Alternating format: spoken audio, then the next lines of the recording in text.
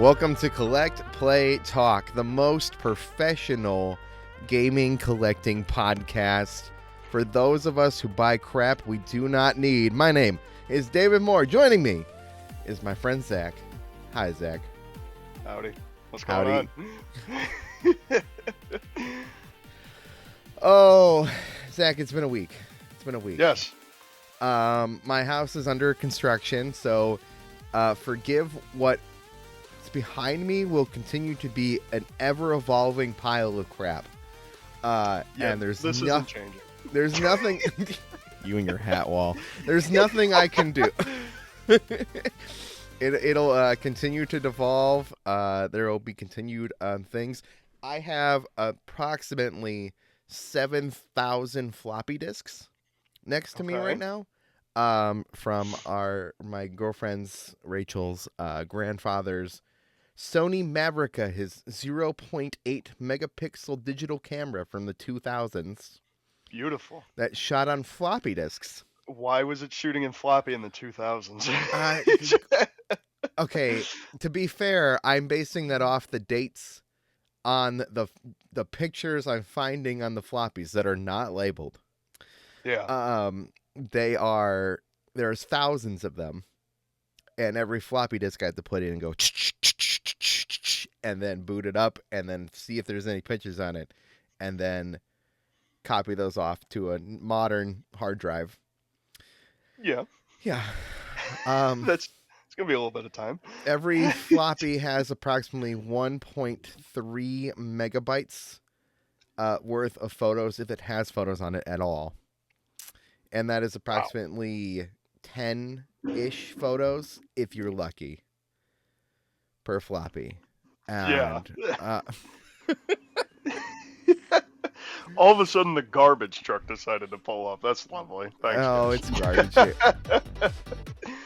Wow, wait. Did you hear that? Our music gets more vibey. Oh, there we go.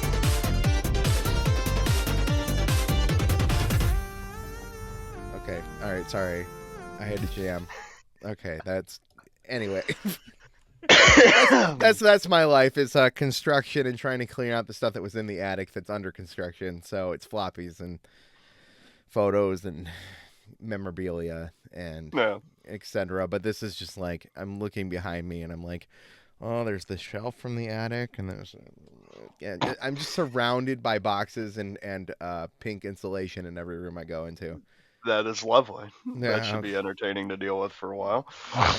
As we do, Zach, we're going to go into what every gaming podcast does at the beginning of their show. And it's called What You Been Playing, Zach? We got 2 games again. You know me and my 2 games. I've got one of those 2 games. And one of them is not as good as this game. All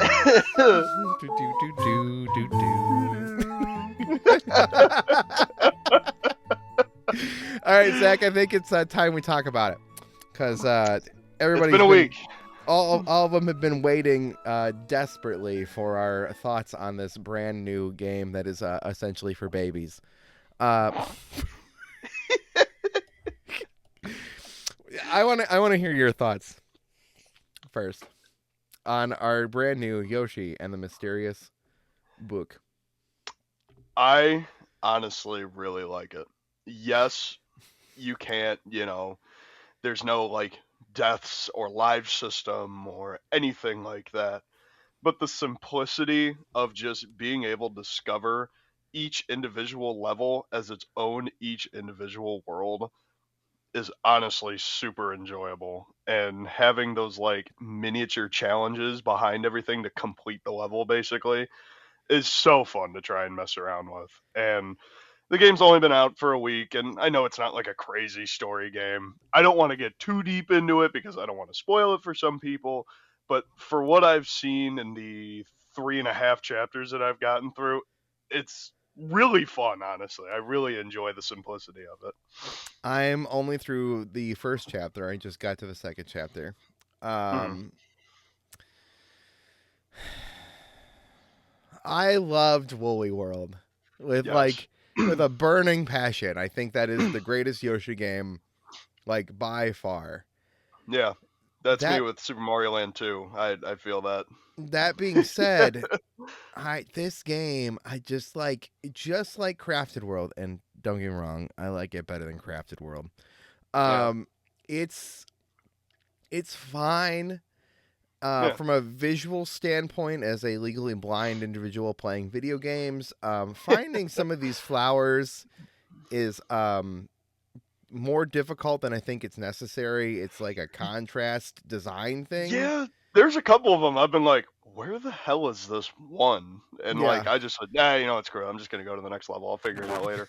yeah, like and that's fine, and that's the beauty of the game is like I can just move on and I could just play through it, but without the challenge, Yeah, like that's kind of the challenge is finding the stuff, and like I'm having a hard time just seeing the thing that I'm looking for when it's like clearly there. yeah. Also, I find aiming Yoshi's eggs in this game more frustrating than I've ever had in a Yoshi game. I don't know what Because that isn't it? is. Hasn't it been in the past like you kind of like control it yourself a little Yeah, bit? yeah, I feel like I thought, I had more control, and it's just like just yeah, it just goes up and down like this, yeah, and it and just, yeah. I guys, can you slow it down a little bit? I know like I don't really want to be sitting here while I wait for it to aim, but I also like I just missed my window of hitting that stupid little question mark thing That's floating what there. I have issues with is accidentally missing my window because I'm like, well, I was just early now for whatever reason. Yeah, and as like quote baby games go, right? Mm. I find there's a lot of buttons. There's a lot of buttons doing a lot of stuff, and I Yeah, don't. the first chapter I kept accidentally getting the tongue and the tail whip mixed up the Yeah, entire time, and it was frustrating me. And I'm like, I will figure this out. I gotta yeah. stop doing this. Like it. Obviously, there's no consequences for it, right? No, Which makes it fine. It's totally fine. yeah, But it's yeah, like I feel like I'm pressing the wrong button, and that is not a like a gaming problem I've had in a long time. yeah. Like, and then obviously I could go in and remap it. Like, is it different than Woolly World? I don't remember. That's the other Yeah, question. I've Is never played it, and I gotta sit down and play it because I do have the Wii U and everything. And the cool thing is my my Wii U gamepad connects with my living room. I'm not that far, like literally this wall right here that I'm yeah. pointing at is the other side where my stuff is. I could play it in my room technically. It's Um, just I haven't felt like it. Woolly World is gorgeous. I would highly recommend playing it on the TV. I Um, have to. Yeah. it is great. This just feels I don't know. It's fine. I'm having a good time. I probably will play through it, but I do see myself going, yeah, I didn't collect all the flowers and I didn't unlock everything. Also, stop asking me to name the creatures. I don't I like that a lot though. I've been messing around with that. I named the one guy in the third chapter Tony Hawk. I I found shy guys and I'm like, you know what? I don't want to call them shy guys. I'm calling them guys shy. Like I've just like I named the bee things the Bee Gees. Like I've just been like doing that. Like I really enjoy that. I get to them and go, there's no way that the name I'm going to come up with will be better than the name I gave like that it's going to give it. Yeah. I don't know. It's kind of like a Mad Lib book. I actually really enjoy that part about It's like being able to customize my own names for everything. It's honestly really entertaining sometimes, and I love when the book goes, "Man, those Bee Gees got messed up in that mud." Also, the text box for the book is always overlapping something that is like the same color as the text. I don't know. Oh, I never noticed that. This is That I didn't notice. this is a blind guy thing. This is totally like a blind guy thing, but it like it's just awkwardly weird to read it because Yeah, it's a translucent text box over top of like what is essentially white text on like his mustache is white. yeah. And it's just like listen, I shouldn't be frustrated reading this baby game, but it's not bad. It's not like unheard of. It's not the worst game. You know, there are games that I literally cannot read what it's saying. Yeah, But this is it's not great, and I'm gonna call it out for what it is because there's no reason it should be. This is the kind of game that should not be like this. This is the kind of game for people like me where like if there was a setting to just make the flowers a little bigger, Hmm. visually, just like slightly bigger looking, like or contrasted or drop shadowed or something, it would go a long way in the Yeah. accessibility land. No, Anyway, I get what you're saying. Yeah. Zach, what else you been playing? All right. This is my favorite game of all time. If you asked me if there's one game you could play for the rest of your life, what would it be? This is my favorite game of all time. I will forever go back to this game, no matter what it is, no We'll matter get what there. circumstance I'm in. We'll get there when we go to show and tell. I'll get to my game that I will play for the end of eternity. Anyway, my my favorite game of all time, and I just got back into it again for like the 18th time in about 2 years. It's Borderlands 2. I love this game to death. Now that I have a PC, being able to mod it and make it more like with more accessibility options and like player options to be able to mod all kinds of stuff and make myself faster and make farming faster. It is genuinely my favorite game of all time, and it's so darn fun to go through like 3 times a year for me, and I can't get over it. that's crazy. I love this game so much. I think I have like over 10k hours like Oh, over the course of the 360, the Xbox One, the PS4, and PC. I have like over 10k hours in this game. I love it to death. and when he's moved on and his grave says 10,000 hours, Oh, it'll be except more than that by it'd the be time like I'm dead. spent a good 80% of his life playing Borderlands 2. Randy Pitchford will still drop Borderlands 5, 6, 7, 8, 9, and I'll say, yeah, no, I'm still going back to 2. Is that how it is? Is it just 2 is just it where it is, where it's sweet spot? It happens. it Uh, really is. And I I've played every single game in the entire series, like over 1,000 hours minimum on each and every single one of them. One mhm. pre-sequel, 3, 4. I have about 300 or 400 hours in, and And genuinely every single time I'm like, man, it doesn't hit like 2. It's fun in its own way that I enjoy somehow, some way, whether it be the surroundings, the DLC, the characters. It doesn't compete with 2's like overall perfection in what it does. that's fascinating. It I really love is. the hell out of I it. usually I tend to believe that like the sequels to games are usually perfections of like what came before it. And Yeah, it's almost always true, but there are just like these exceptions where yeah, like they will never hit the peak. Like and this is the argument to this like conversation too, is like there's people who will die on the hill that Smash Brothers Melee is the best version of Smash Brothers, and like just not. it's just not like I hands get it, but it's not. I don't get me wrong. I'm nostalgic. I love Yeah, playing Melee. I will play yeah, Melee with anybody who wanted to play Melee.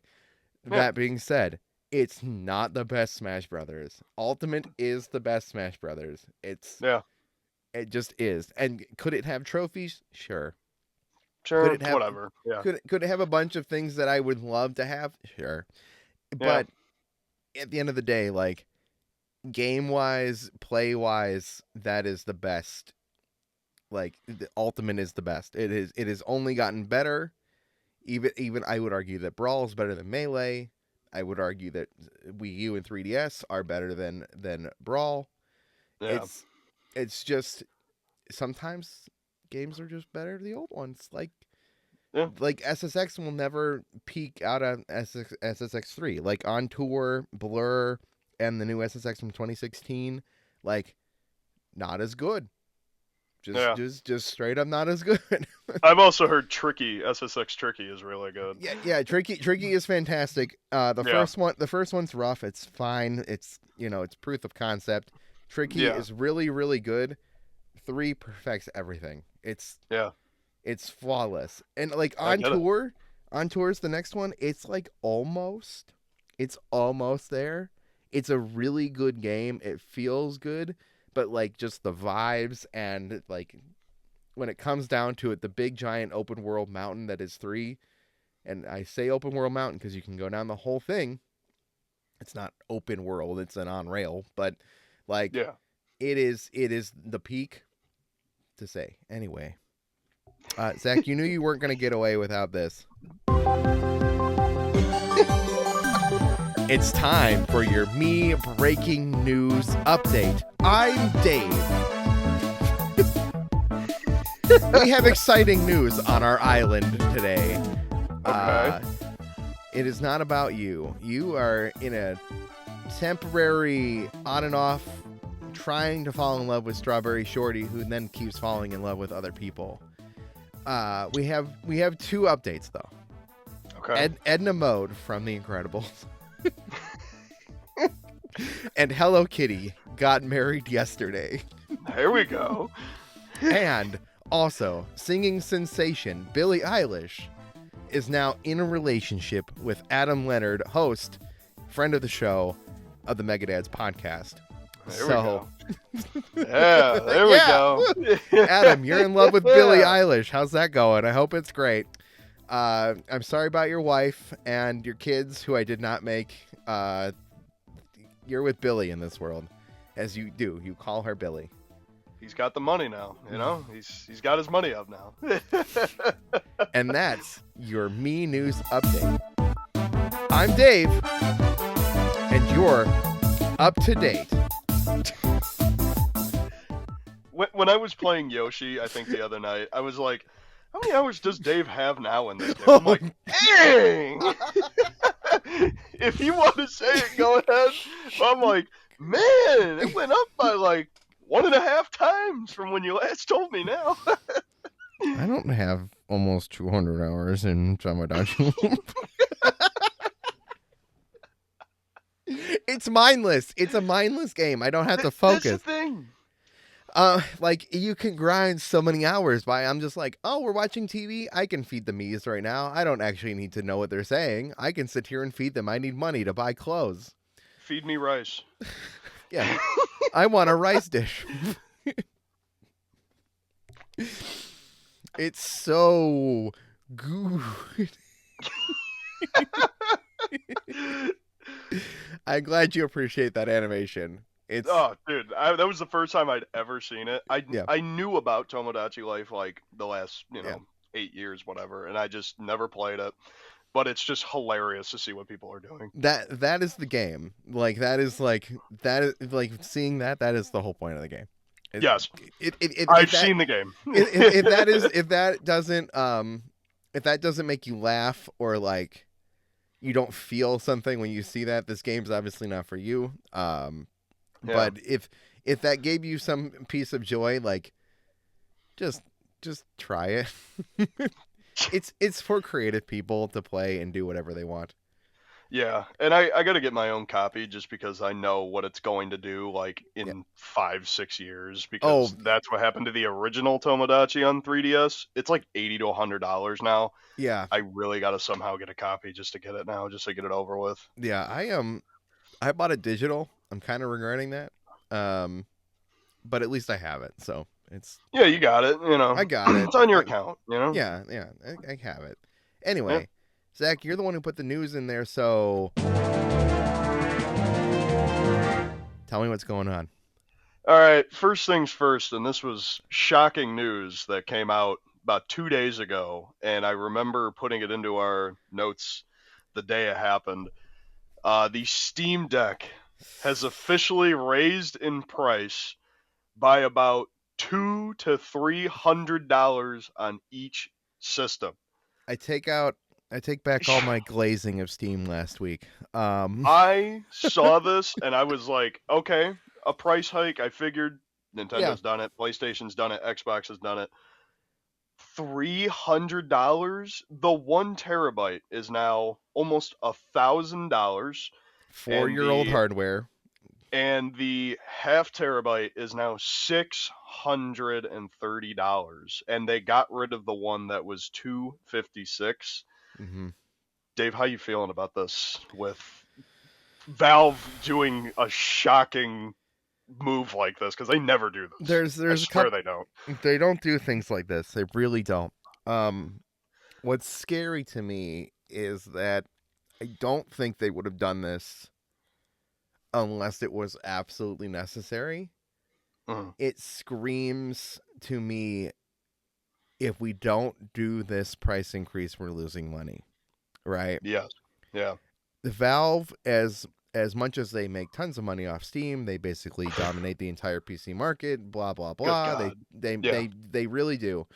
Um, I understand as a company they cannot take a loss on a system like the way that old PlayStations and stuff we know aware that they were selling things at a loss in order to hope that people would buy things later. Yeah. PS3 excluded in that where they were like $600 in 2007 or whatever.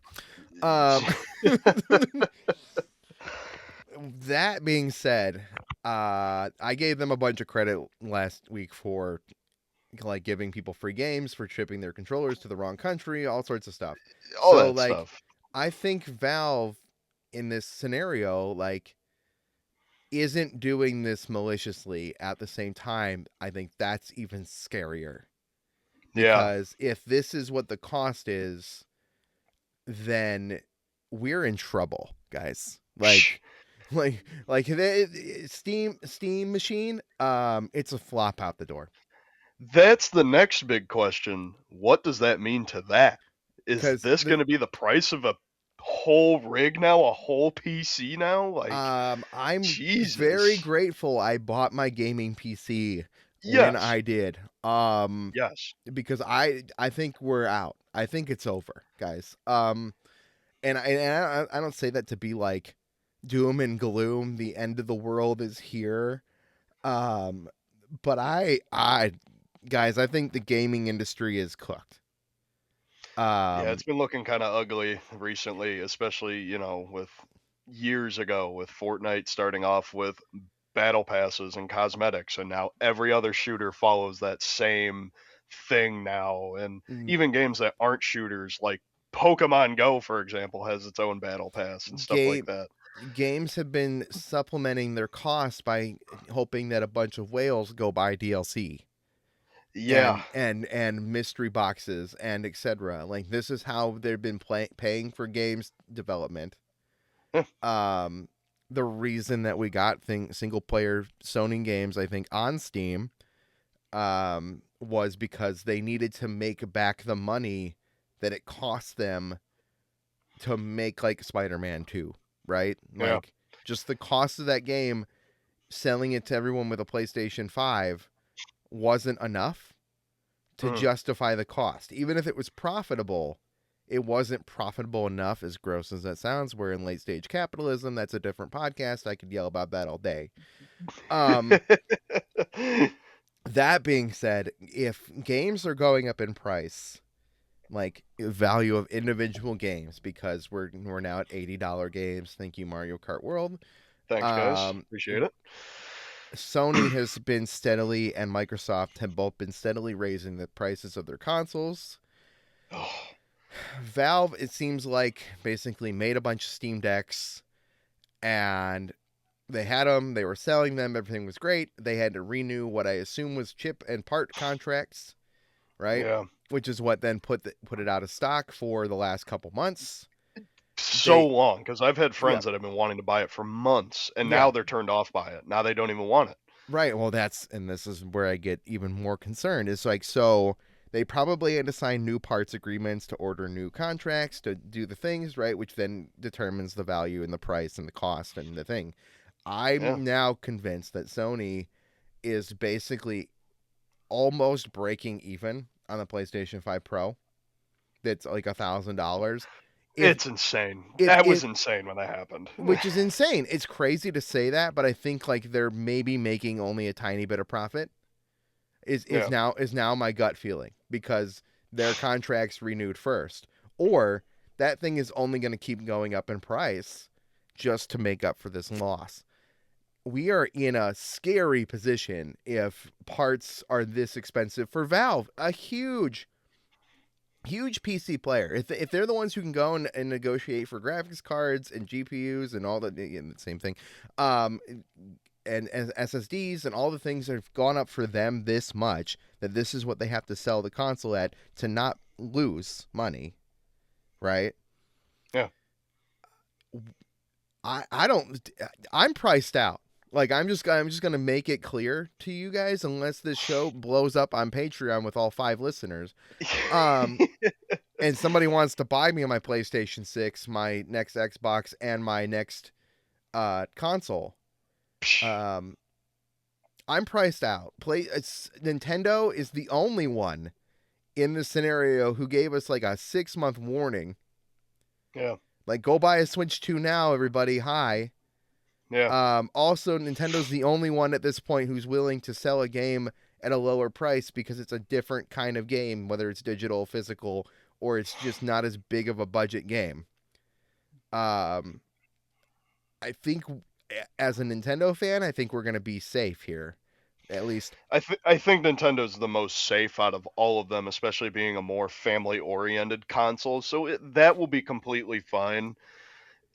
When I told my buddies this too, I said about a year or two ago when I first bought my PC, I said they have to really convince me with the craziest game ever. And I'm not talking GTA 6. I'm talking like a game like outside of that I really care about. yeah. Like they got to drop something insane that's a PS6 exclusive to make me want to buy that thing. And Like I have to be excited. it's got to be, I got to be excited, and it's got to be a 10 out of 10. Like Yeah. across the board. Yeah. Even the tiniest bit, and here's the reality. Normally I'm a day one console buying guy, right? But I usually Yeah. base that off the promise of like 5 games. That is usually my, like, even if I know they're a couple years out, like as long as I know they kind of exist and I'm guaranteed they're coming, I'm Yeah. good. The problem right now is Sony and Microsoft have both completely fumbled that ball. I don't. PlayStation tries to drop one or two things. Xbox drops one thing every 5 years. Yeah, but one like the promise of one game a year that might not be for me is not a justification. And Yeah. so, like,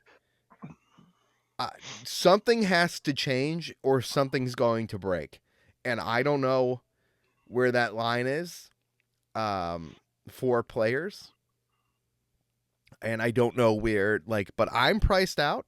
That's fine. I will continue to buy Switch games, and Yeah. I will continue to buy games on Steam and play them on my existing PC. But I'm Yeah. not upgrading my PC. I'm not changing anything. Same. Yeah. I have a PlayStation 5 and an Xbox Series X. I don't have that. I'm good. I'm good. I have the consoles, and I'll continue to buy things on sale. I wanted a Steam Deck. I preface this all with I'm priced out by I wanted a Steam Deck, right? But what I wanted really was cap it off. I wanted Yeah. a refresh. I wanted either a processor bump or a Steam Deck 2. hmm What I did not want was a $300 price increase, because I also tend to buy the nice version of the thing. I have a Yeah. PlayStation 4 Pro. I have an Xbox One X. I tend to do the upgrades. PlayStation 5 Pro. There's no games. There's not a single reason on the planet for me to get a PS5 Pro. No, as long as you got the base version, you're Yeah, totally fine. You can right. play Ghost of Yotai, God of War Ragnarok, the eventual Final Fantasy VII Part 3. Like, But that is, you're but able to play those day one. right, and as long as I can play them at this point, I'm good. I don't. I just. I don't recommend getting into gaming right now. That's If a you can weird. definitely afford it, it's definitely worth to try and do. Yeah. It's such like it's really tough now with. I mean, honestly, it's more worth it to just for years and years and years. I was told build your own PC. It's so much cheaper. It's so much cheaper. Now with the rise of AI, now with the rise of this and cars, now with the rise of this and other things, Yeah. This is the other. it's just buy a pre-built for $2,000 and your GPU and memory and this and that, like 2 or 3 things that you would put in there would cost the price of an entire pre-built. Yeah. It's not even worth it. Go to Micro Center, get a bundle that's in a pre-built already, and just accept It that that's it what you want. If you want, sucks. yeah. Yeah. I For some people it sucks, and I have a buddy that's like that. He wanted to build his own. He was 100% on building his own. And I'm like, I get it, but it's such a tough market now. It's really hard now. I'm a Steam guy now. I have a PC. I thought maybe a Steam machine would be really nice in my living room, right? Like Yeah, as like that'd my be cool. console, but like at that price, I'm never gonna justify it. Yeah, I because could who I knows what it's gonna be now? because I was sitting back when it got announced and thought, oh, this thing could be like 700. It's That's what everyone was saying, like it's $700 to $900. it's a gaming PC. I understand that this could be expensive, but now I'm sitting here going, I think it's gonna be like 1300. It's going to be, and at that point, you might as well just get a whole rig. Right, At because that point, sure, my PC was more than that. My gaming PC cost me more than that, but it's arguably more powerful. It's a bigger rig. It's more. It can do more. Um, God, I can't believe it. I can't believe this. I was shocked. The state of what we're in right now, and I realize I just started a collecting gaming podcast in a position where I think gaming, like my dad's been telling me he wants something to play like MLB The Show Yeah, for years, like the just last few some. years. Yeah, My dad's like, I'd like to have something, but he's not committed enough to like just pull a trigger. Like there's not enough games for him like to just play sports games. Like playing Madden and MLB The Show like would be pretty much all he's gonna want to do by himself anyway. He'd play stuff with me, right? yeah, But like he's not this price amount is just too much for him to be like, yeah, I'll I'll get a thing. Like he's not gonna get a yeah. thing.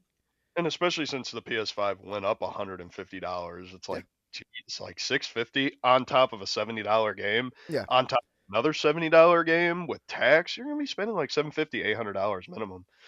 I can't recommend it to anyone, and I hate that. I hate saying like I can't It recommend. sucks.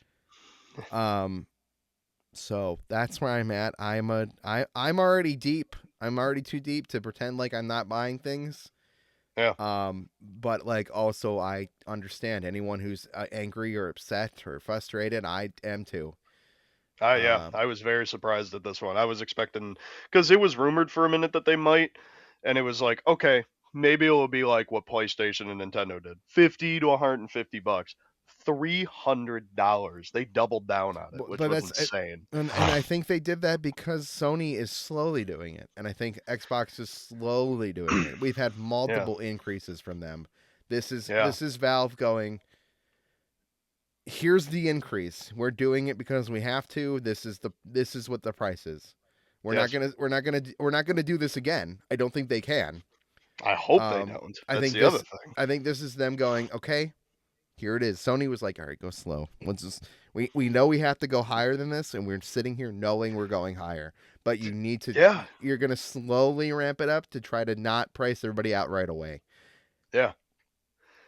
This is a deeper That conversation that I think will probably go on for the next 10 weeks on this show. yes, we Um, could. Zach, Not you to put mention, PlayStation also increased PSN again by like another dollar or two a year, like or a month. It's Jesus God. Can I tell you Like, a story? Can I tell you a story right now? go ahead. I got a little ding on my phone yesterday that Uh, said, "Did you approve this transaction?" And it was $174 to the PlayStation Store. oh man, And what it was the renewal of my PlayStation Plus Premium, whatever yeah, that I got on like a deal that it was like, you want to upgrade for the year, and I said for that is 25 so stupid. for 25 bucks, sure, I'll upgrade to premium for the Yeah, year for and 25 then you bucks. don't realize, and then And catch yourself in $100+ bill. right now it's a new year, and it was going to renew for the $174 per year. Thankfully, my Apple credit card denied the transaction. Thank God. And The, I went, absolutely, I did not make that purchase. please save me. Yeah, please save me. I do actually not want PlayStation Plus Premium right now at all. I don't want it. So Yeah, and I have a couple of buddies that were kind of mad at me for something like that, but it's like everything at this point has become crossplay, that there's really only a really small amount of games, like maybe from like 2018 before, that just aren't crossplay. and Yeah. I don't see it as a big deal. I'm saving myself like $10 to $15 a month now, and it's just $10 to $15 I can spend on a new Switch game, or $10 to $15 that I can put down for like something that I want to go do. So I'll boot up whatever I need to play with when anybody wants to play something. If there's something I need to pay for to play it, I'm fine. But yeah, I, I'll but pay I the don't $20 or something. but I don't want to pay for things I'm not playing anymore. Yeah. Okay, here's our next news story. I'm sure it'll be a good one. It has to do with PlayStation. Oh Yay. no. So we sort of mentioned it last week, Okay. and I really kind of wanted to get into it because I saw it, and it's so stupid how it's happening. Like, it's the most simplest thing you could ever think of. PSN accounts are now getting hacked slowly but surely once again, but it's not from a massive, like, data breach or anything like that. People can get into your account, look at receipts, call PlayStation support, lie to them that they're you, and completely change your entire account password and everything, and you lose your account.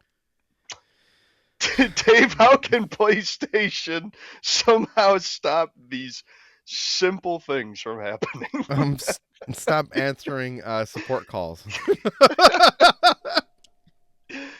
I was reading about it when I thought about it the other day when I was trying to think of new things for us, and this was one of them. And I'm like, this is so stupid that this happened. It's so it's simple. it's 2026. Everybody, hi. You need two-factor authentication. Your phone number is just as valuable as your social security number. I hate to break it to you. Your physical phone device is just as valuable to you as your identity itself. Yeah. And here's the deal, PlayStation.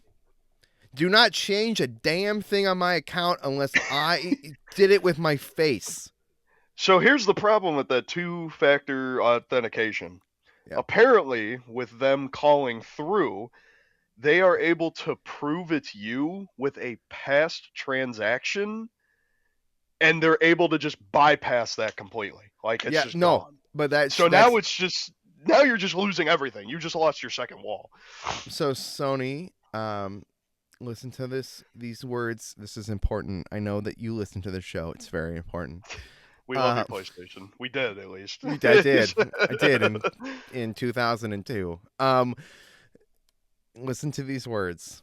Do not touch my account under any circumstances unless I authorized it from my phone number with my face and logged in and confirmed it through the PlayStation app as me already existing via three ways of my knowing my password, knowing my account information, using my face, and my like authentication app itself.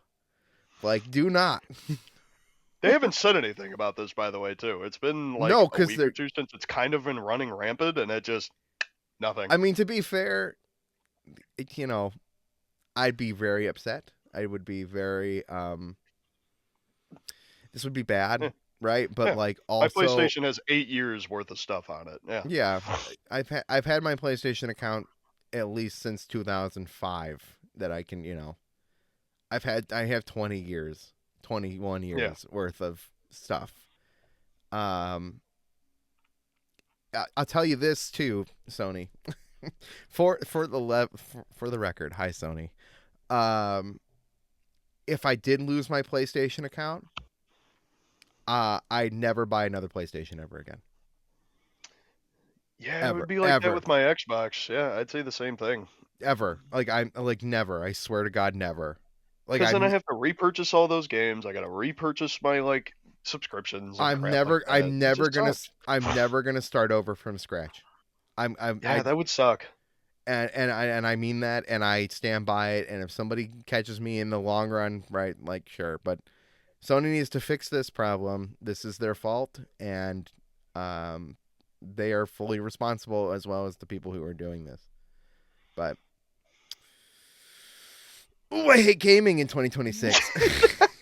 Don't worry, I got into collecting in the middle of COVID, and all the prices were skyrocketing. Man, what was I doing when I was 10 years old? I could have bought XD Gale of Darkness for $15, and Or then you I could had to have. pay. And then I had to pay 180 for it. So, Oh wait, hold on. We've got whatever this is gonna play. EA Sports. Big topic. This is a big show, Zach. This is a big one. we're good. You want to talk about emulation here, Yeah. which I think is more relevant in this conversation than ever before. Because I'm not paying $174 a year to play PlayStation 2 games via True that. emulation on the PS5. Yeah. When they're available, I have my PS2 collection back there. I can play them on whatever I want to play them on. Yeah. Emulation's weird though, Zach.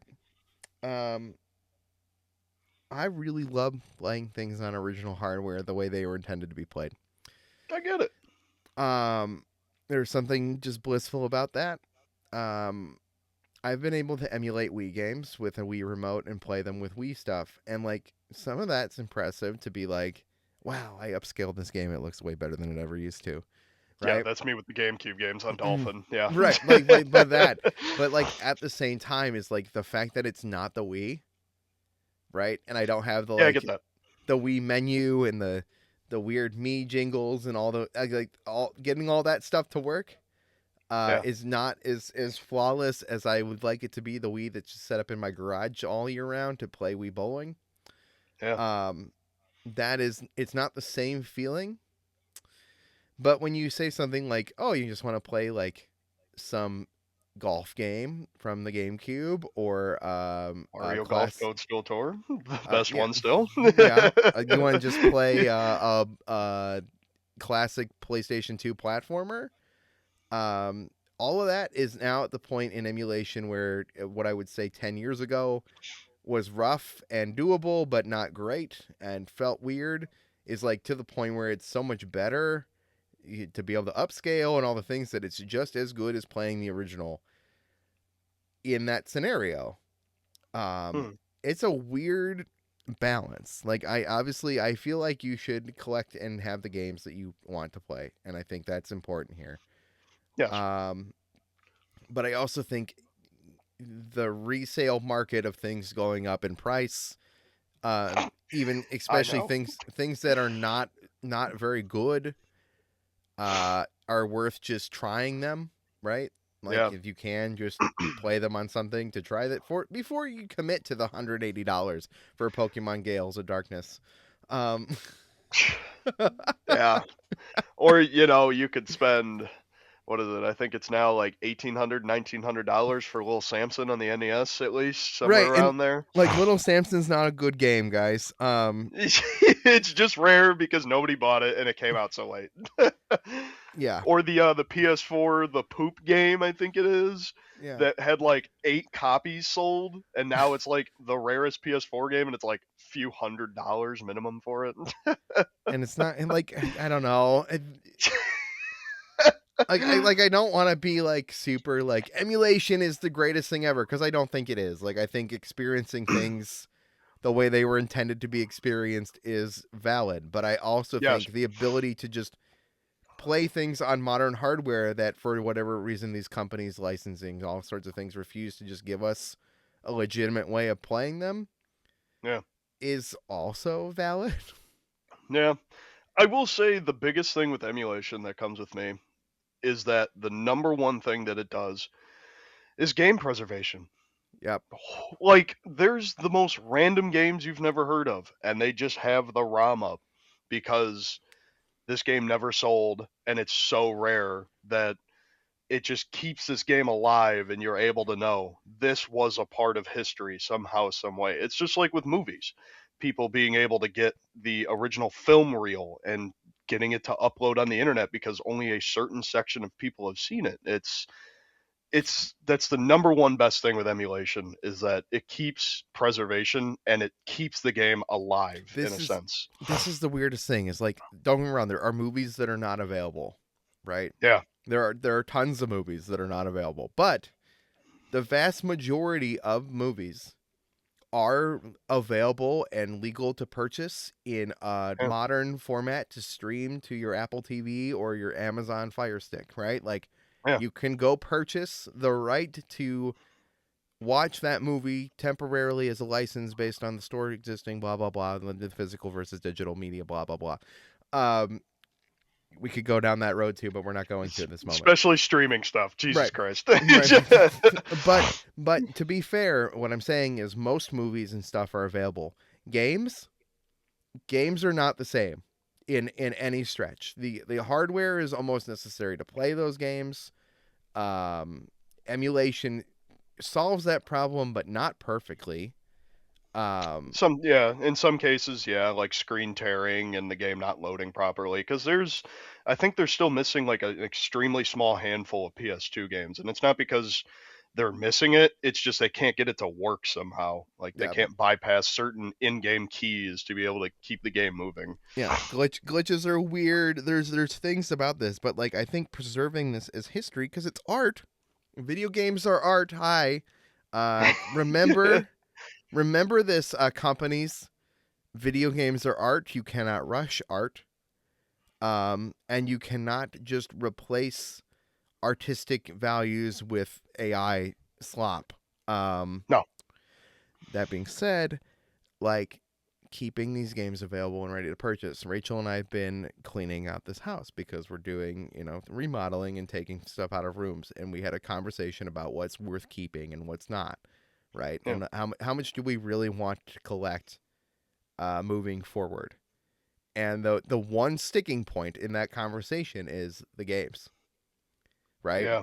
Like Mhm. I could throw away every VHS tape and DVD that I have, right? Yeah. I have them. I've converted all of them to digital. We have the ability to stream them and play them from a hard drive. Worst case scenario, put it on a flash drive and plug it into the TV and watch it. Yeah. We have a way to do all of that. But video games are not the same, and therefore we need as many ways to continue to keep them alive in general, whether it's the physical copies, whether it's emulation, whether it's not. I hope that every digital only game that's being put out right now is archived digitally in some way. Yeah, like old WiiWare games, like Right. Pokemon Rumble, for example. That's the first one that comes to my mind. That's the generation that we learned this for the first time, was Yeah. that digital games are not permanent unless somebody finds a way to make them permanent, because the companies that made them do not care. They No. don't care. They don't care about Eventually us. they won't. Yeah. Yeah. And they signed contracts that said these things are only legally available to buy for this amount of time. Like, Hmm. so it's weird. I have to keep all my games, and I have to keep them playable in systems and ways and old TVs and all sorts of stuff to make this experience the way I wanted. At the same Yeah. time, it's grateful I can boot up my PC and go into Retrobat and load up a ROM and play anything I want. And that's why I moved like all my cartridge-based games, N64, eventually Sega Genesis. That's why I moved all those into just basic plastic drawers, because as long as those are closed, no dust is going to get in there. It's not going to ruin my games. I don't have to rebuy a copy of uh, I don't know, Battletoads for the NES. I don't have to rebuy this now.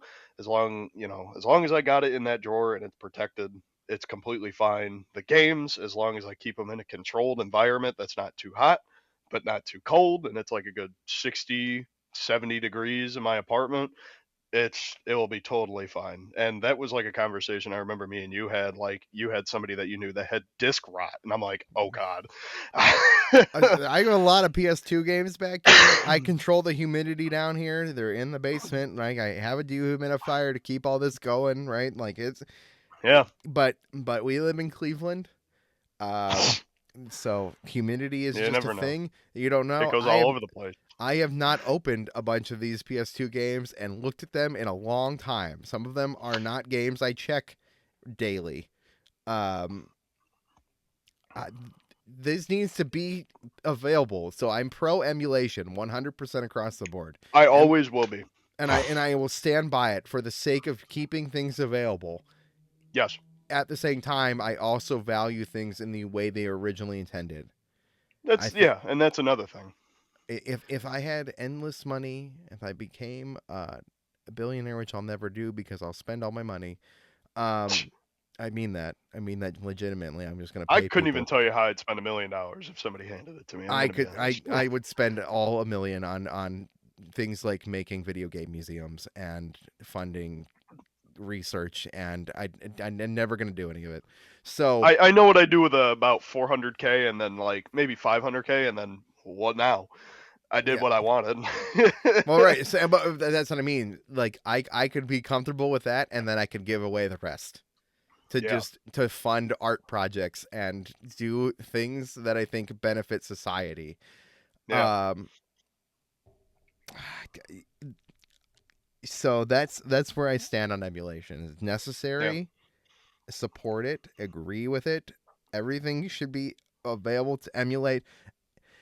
The only argument I stand to that is if it's available currently in present day, like fully available legally and purchasable and attainable, and the company's not doing anything malicious to prevent that, right?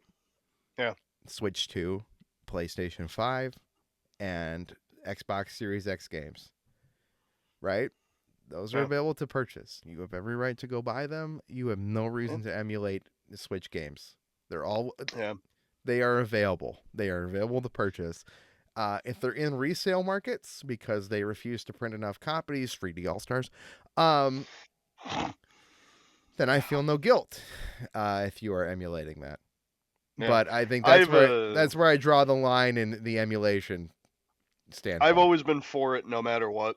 Yeah, Not because of game preservation, but because I have a lot of friends that don't collect and they don't care to buy an NES, a Super Nintendo, a Sega Genesis, a PS1. They don't care to buy that stuff, and they just want to play an old game just because they can. yeah. And it just, I get it, and I tell them, I'm like, that's great, you know. It's a But completely different experience to play on the original console, and I tell people that all the time. But I get it for those people because it's like, why would I go out and pay 70, 80, $90 for a GameCube with all the cords, making sure it works, then paying let's throw a big one, Cubivore for 350, four hundred and right, fifty dollars. Why would I go spend $600 just to play this one game? I it's get it. that's I no. totally get it. I 100% and agree with you about that. What Yeah. and if anybody disagrees, it's not hurting the company that made the game originally to not No. purchase it from a reseller, like at a convention or whatever. That is not benefiting the company when you go buy Pokemon Gale of Darkness for $180. Nintendo doesn't get anything of that. Doesn't affect them in any way. It's their fault for not selling it legitimately for a reasonable value. That's their problem. For a long enough time. Right, That's right. the other thing. It's on Switch Online right now, which is why it's maybe a bad example. But like, they, Still, I get it. $180 playing original. I get it. Yeah. Yeah, you, Or you even Pokemon Coliseum. That one's not on there yet. It's about to be whenever that happens. But right. that's like 150, $200 too. Right. So I don't blame anybody for that. What I do have a problem with an emulation. This is the only thing I have a problem with, and we're gonna move on to our show and tell.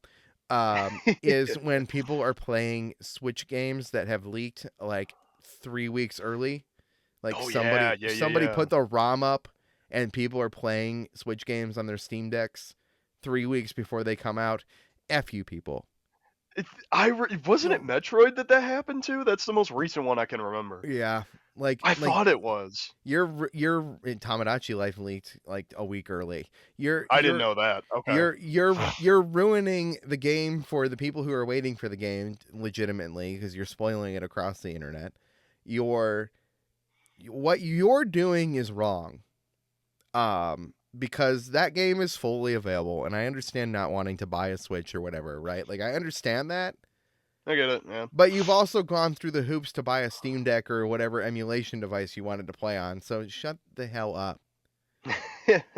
You you went through a bunch of other hoops, and the one is you just refuse to pay the company that actually made the art, which means you refuse to pay the artist who made the thing.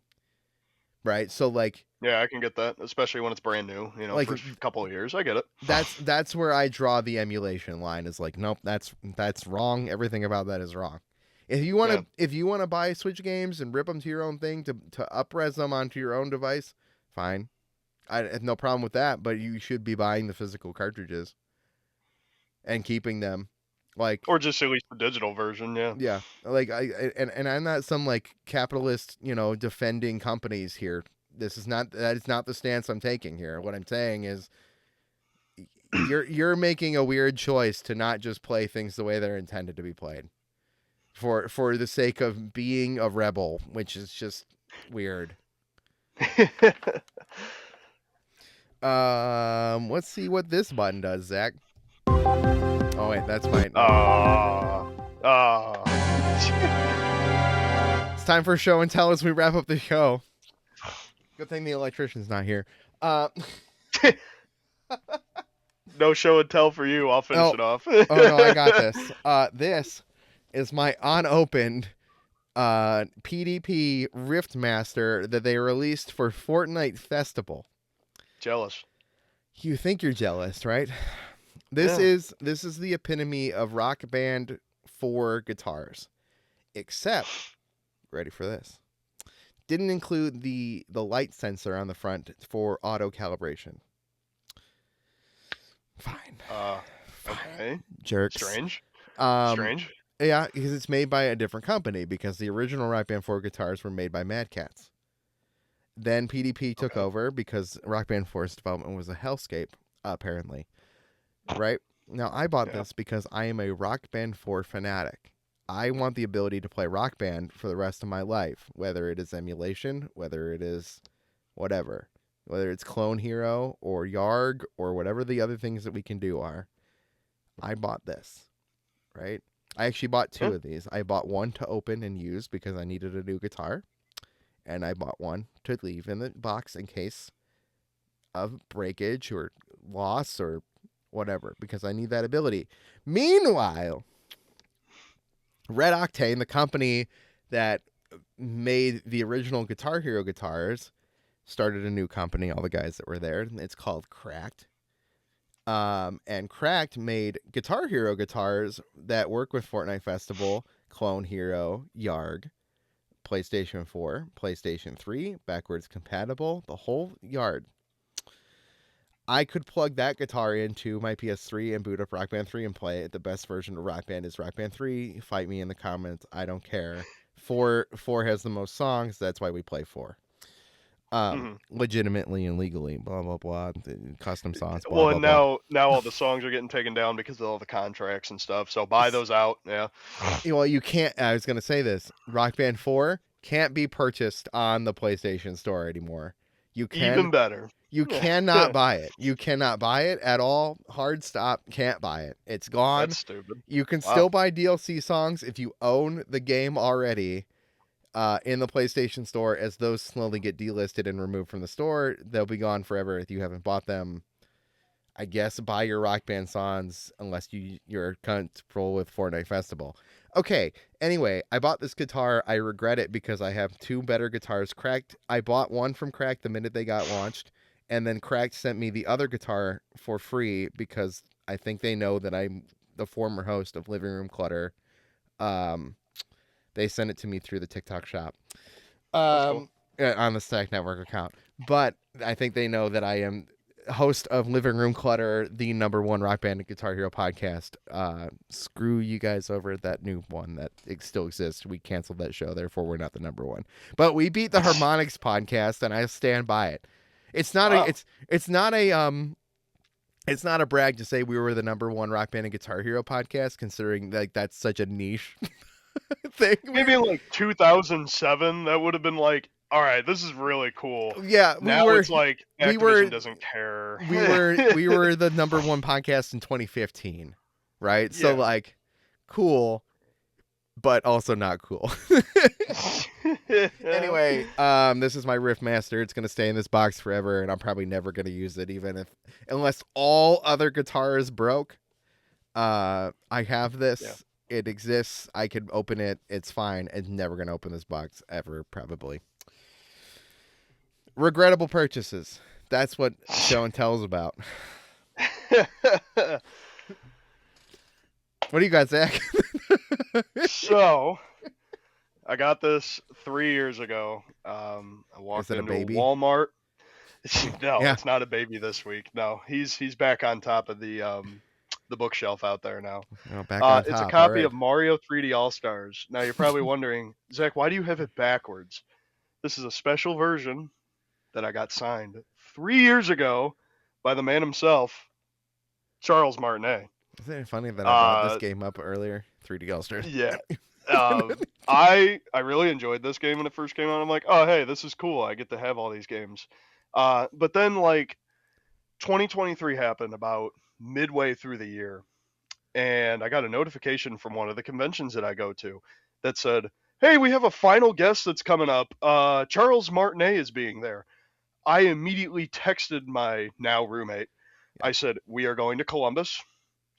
I am getting a game signed by him. I Yeah. I will figure out what game I need to go for this reason." He's like, "Sweet, we'll go."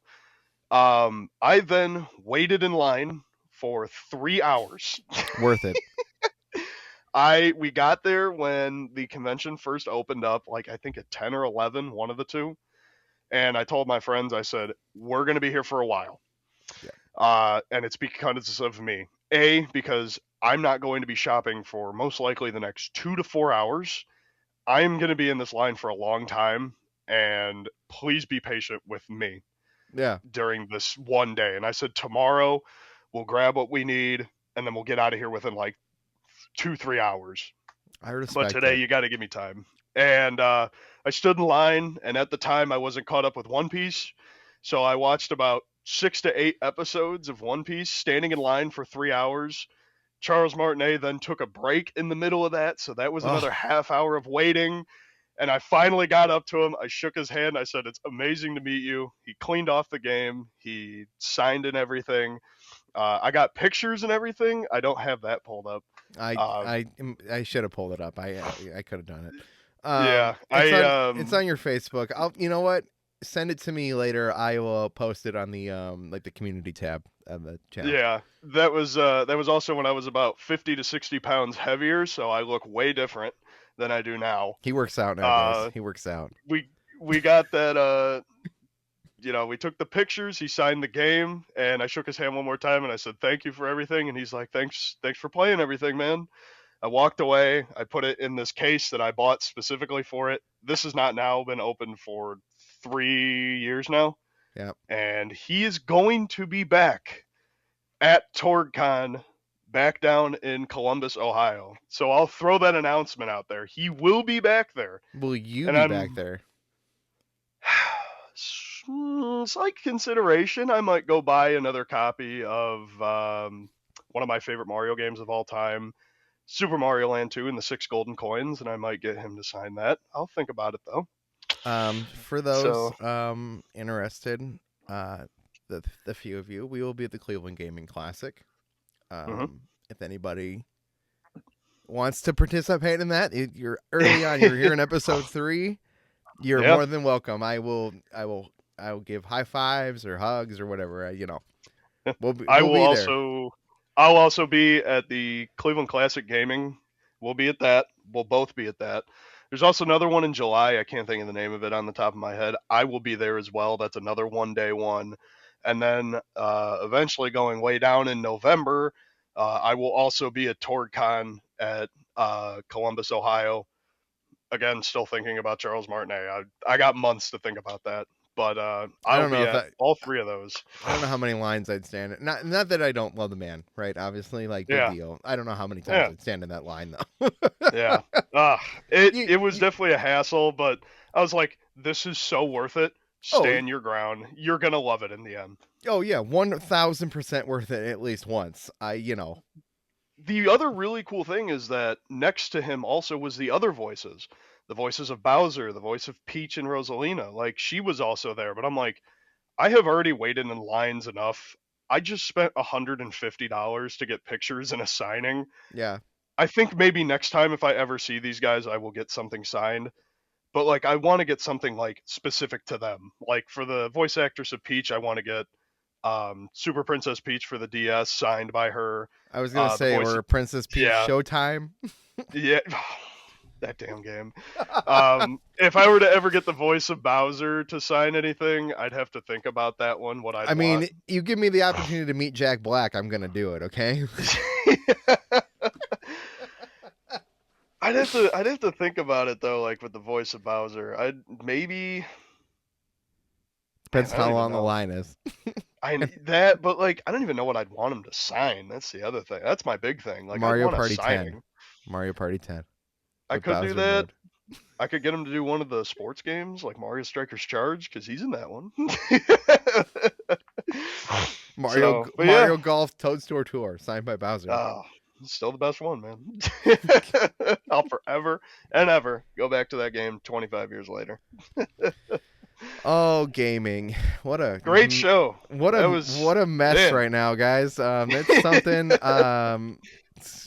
Just stay calm, relax, take a deep breath, and enjoy collecting, emulating, or whatever suits your fancy. This has been the Collect Play Talk podcast, episode 3 for whatever the date is. I think it's the 29th of May, 2026. Sunday more. That is Zach. We play video games, we collect video games, and we buy stuff we do not need. Tune in next week on Friday at 9:30, probably Eastern, on the Collect Play Talk channel, and you can join us on Spotify. And Zach is managing Collect Play Talk on Twitter, always known as Twitter. We will see you guys next time. Bye.